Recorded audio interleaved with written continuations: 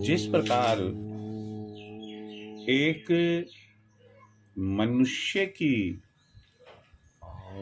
आयु के अनुसार विभिन्न अवस्थाएं होती है, उसी प्रकार ज्योतिष में ग्रहों की अवस्थाओं की हमें जानकारी दी गई है। आप और हम अच्छे से जानते हैं कि एक मनुष्य की जो पहली अवस्था होती है बाल्य अवस्था, फिर कुमार अवस्था, फिर युवा अवस्था, फिर वृद्धावस्था और फिर मृत अवस्था में मनुष्य चला जाता है। इसी प्रकार ग्रहों की भी अपनी अपनी अवस्थाएं होती है, अर्थात ग्रहों की अवस्थाओं को भी 5 भागों में बांटा गया है।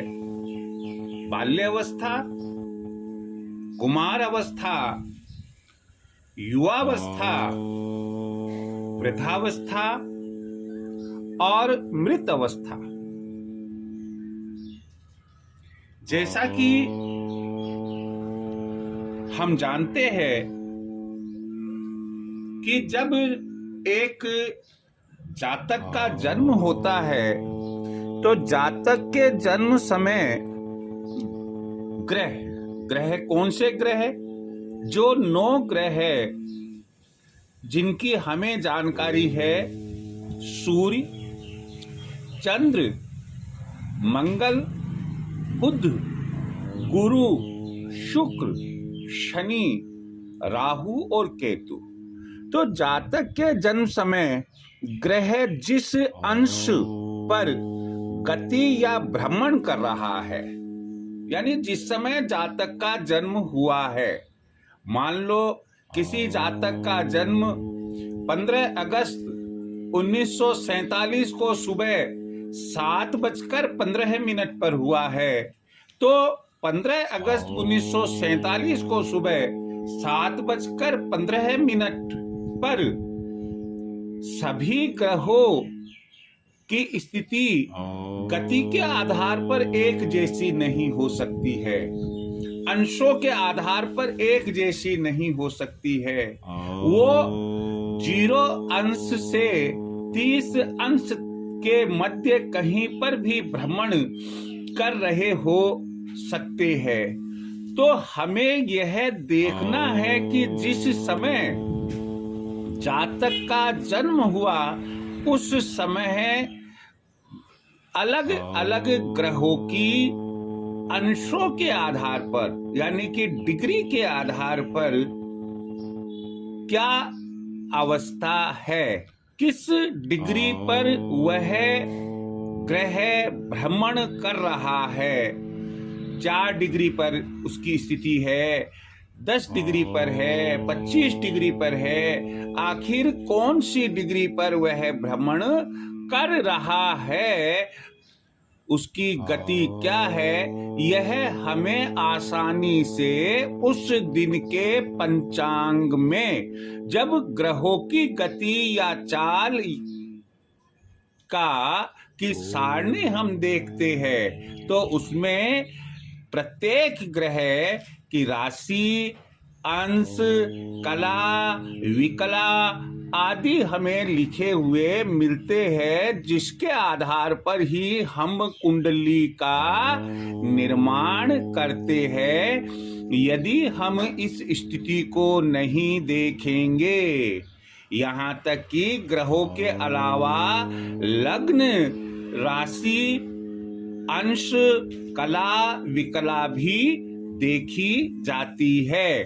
तो आप ये देखिएगा कि इन सब की स्थिति जातक के जन्म समय कैसी है वो हम पहले लिखते हैं, अपने पास में लिखते हैं या पंचांग खोलकर रखते हैं, और उसके बाद ही हम जातक की लग्न कुंडली में अलग अलग भावों में, अलग अलग राशियों में जो ग्रह भ्रमण कर रहे हैं उनको लिखते हैं।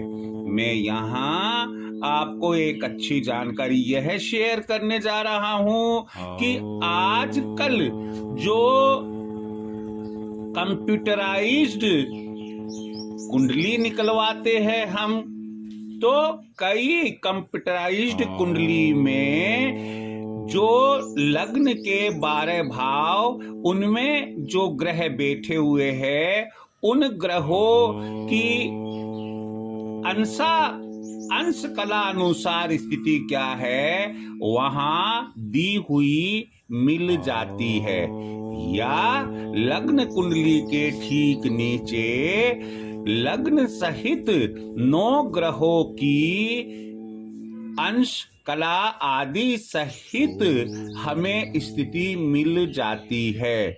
ये क्यों दी जाती है?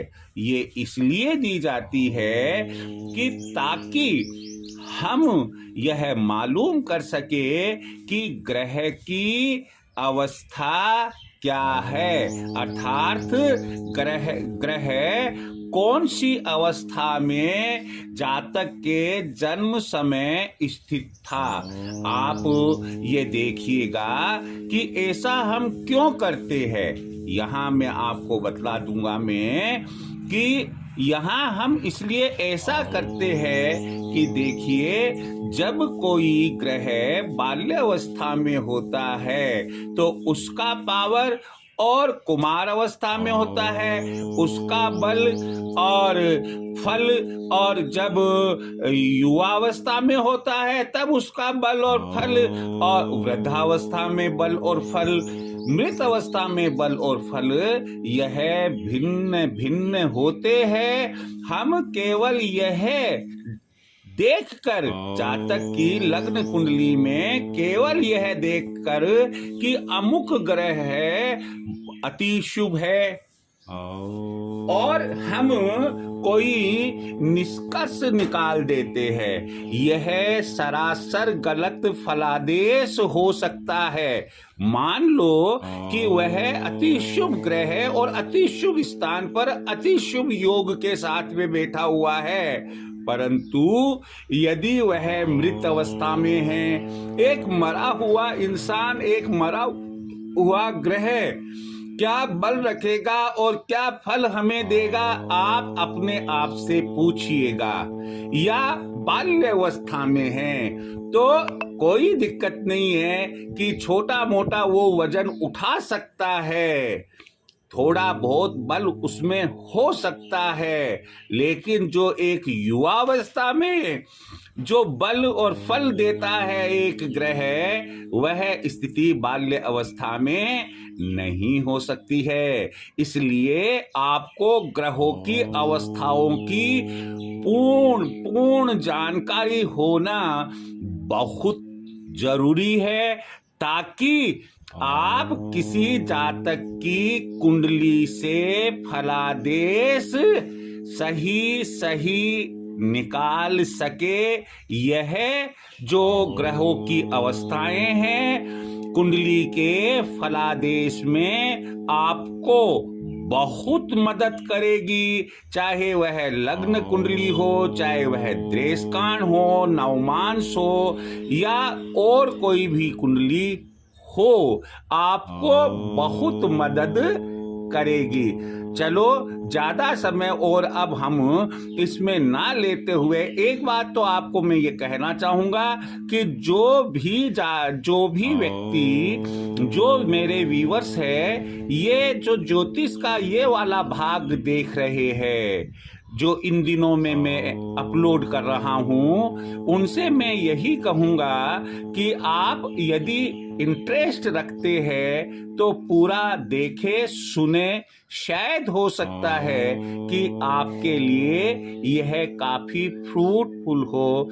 बाकी आप स्वयं अपने आप के बारे में सोचेंगे। चलो, पहली बात जो मैं आपको यहाँ बताने जा रहा हूँ कि जातक के जन्म समय ग्रह जिस अंश पर गति या भ्रमण कर रहा है उसके आधार पर उसकी अवस्था का निर्धारण होता है। आपको एक चीज मैं बता दूं कि एक राशि 30 अंश की होती है। देखिए, एक राशि 30 अंश की होती है।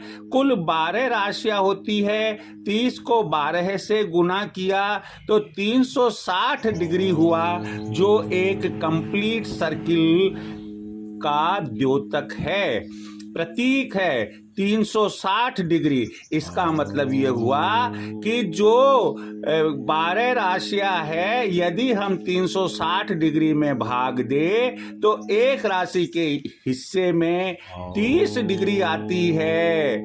ग्रह जिस राशि में स्थित है उस समय उस राशि की कौन सी डिग्री पर वह भ्रमण कर रहा है, उसी आधार पर हम उसकी अवस्था का निर्धारण करेंगे।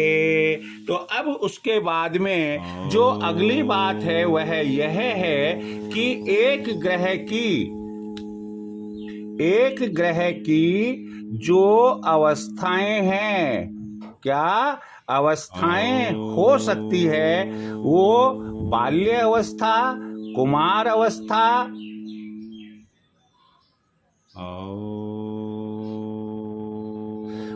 अवस्था, युवावस्था, चौथी वृद्धावस्था और 5वीं मृत अवस्था। ये 5 अवस्थाएं उसकी होती है। फिर उसके बाद में हम आगे बढ़ते हैं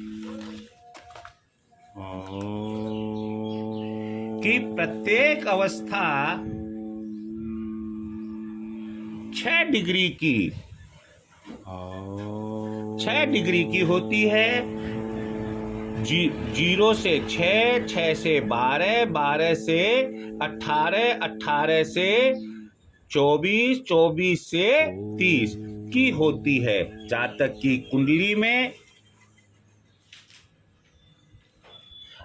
की कुंडली में ग्रह जिस राशि संख्या में बैठा हो उसी के आधार पर उस ग्रह की अवस्था का निर्धारण होता है।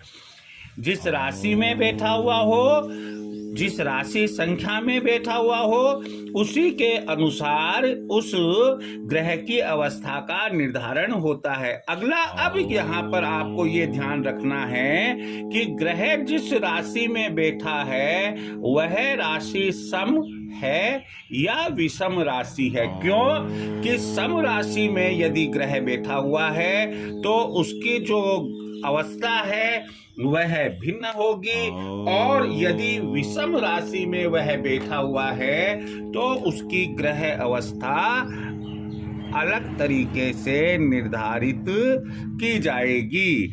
तो यहाँ पहले हम लेते हैं कि विषम संख्या वाली राशि में ग्रह स्थित होने पर, जैसा कि आप जानते हैं कि विषम का मतलब होता है 1, 3, 5, 7, 9 और 11। ये विषम राशियां है। कौन कौन सी है देखिए, 1, 3, 5, 7, 9 और 11 जो राशियां है ये विषम राशियां है। यदि इन राशियों में से किसी भी राशि में संबंधित ग्रह बैठा हुआ है, हम ये कहेंगे कि यदि उसकी जो स्थिति है उस राशि में 0 से 6 डिग्री पर है तो वह बाल्य अवस्था में है। 6 से 12 डिग्री में है तो कुमार अवस्था में है, 12 से 18 डिग्री में है तो युवा अवस्था में है, 18 से 24 डिग्री में है तो वृद्ध अवस्था में है, और 24 से 30 डिग्री में है तो मृत अवस्था में होगा। अब इसके बाद में हम लेते हैं कि यदि ग्रह सम संख्या वाली राशि में स्थित हो, सम संख्या कौन कौन सी होगी? राशियों की सम संख्या होगी 2, 4, 6, 8, 10 और 12। ये सम संख्या है। यदि सम संख्या वाली राशि में बैठा हुआ है और जो राशि जिसमें वह बैठा है उसकी अंश अवस्था वह 0 से 6 डिग्री पर है तो मृत अवस्था में होगा। 6 से 12 डिग्री में है तो वृद्ध अवस्था में होगा, 12 से 18 डिग्री में है तो युवा अवस्था में होगा, 18 से 24 डिग्री में है तो कुमार अवस्था में, 24 से 30 डिग्री में बाल्य अवस्था में। इसे याद रखने का बहुत अच्छा तरीका है। एक को याद कर लीजिए, विषम संख्या वाली राशि में ग्रह स्थिति होने पर अवस्था बाल्य, कुमार, युवा, वृद्ध, मृत। 6 का पहाड़ा याद होना चाहिए। जो ग्रुप बनेगा 0 से 6, 6 से 12, 12 से 18, 18 से 24, 24 से 30, ये ग्रुप तो एज इट इज रख लीजिएगा, लेकिन जो अवस्था है वो उलट दीजिएगा। पहले नंबर पर मृत आ जाएगी, दूसरे नंबर पर वृद्ध आ जाएगी सम राशि में ग्रह स्थित होने पर। फिर युवा, युवा ये 12 से 18, 12 से 18 में एक जैसी ही है। फिर कुमार अवस्था है और बाल्य अवस्था है। ग्रहों का अब आगे जो बात बताने जा रहा हूं वो है कि ग्रहों का बल और फल। अगर ग्रह बाल्य अवस्था में है तो देखिए, जब विषम संख्या में बाल्य अवस्था होती है ग्रह की, उस राशि में यदि 0 से 6 डिग्री पर कहीं पर वह गति कर रहा है तो बाल्य अवस्था है। बाल्य अवस्था में उसका बल और फल कम होता है। कुमार अवस्था में 50% होता है, युवा अवस्था में 100% होता है, वृद्ध अवस्था में कम होता है, और मृत अवस्था में नहीं के बराबर, नेग्लिजेबल यानी कि नगण्य होता है। इस तरह से मैंने आपको ग्रहों की अवस्थाएं बताई। जातक की कुंडली का निर्माण करें यदि आप, उस समय उसकी ग्रहों की अवस्थाएं क्या क्या है, आपको चाहिए कि इस रूप में पूरा यदि नहीं लिखना चाहते हैं तो आप कम से कम उसकी डिग्री अवश्य लिख दे, ताकि जो भी अन्य विद्वान आपके द्वारा बनाई गई कुंडली को देखेगा तो उसे अधिक मेहनत नहीं करनी पड़ेगी और वह तुरंत मालूम कर लेगा कि ग्रह कौन सी अवस्था में जातक के जन्म समय था और जातक की जन्म कुंडली पर वह किस प्रकार से प्रभाव डाल रहा है। अच्छा प्रभाव है, कम, ज्यादा, 100%, बुरा प्रभाव है तो वह कितनी डिग्री में वह डाल रहा है, अर्थात कम है, 50% है, 100% है या नेग्लिजिबल है, ताकि वह विद्वान व्यक्ति सरलता से और शुद्ध एवं सही फलादेश दे सके, जिससे हमारे भारतीय ज्योतिष पर लोगों का विश्वास बना रहे। जय श्री कृष्ण।